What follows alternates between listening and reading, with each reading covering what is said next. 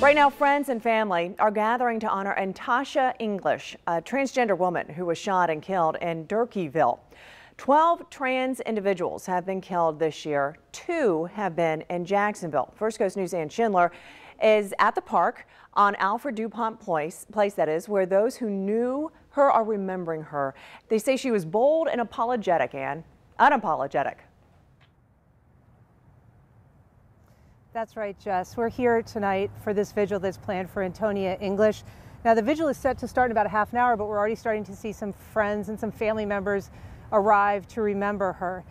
Known by friends as Auntie Shay is actually the correct pronunciation of that. The 38-year-old was shot and killed last Friday in Jacksonville's Durkeeville neighborhood.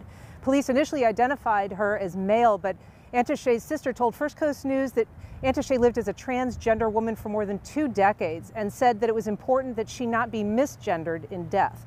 Tonight's vigil will be followed by a series of tributes at In Cahoots, which is a gay nightclub here in Riverside where Auntie Shay performed regularly. Now, this is the second trans woman murdered in Jacksonville since the start of the year. Celine Walker was shot in a hotel room near the St. John's Town Center in February. She was also misgendered by police after her death, and there have been no arrests in either case. Now, LGBTQ activists say that Jacksonville accounts now for 2 of the 12 murders of transgendered individuals in the United States so far this year. Live at Sidney Geffen Riverwalk Park in Riverside, Ann Schindler, First Coast News, on your side.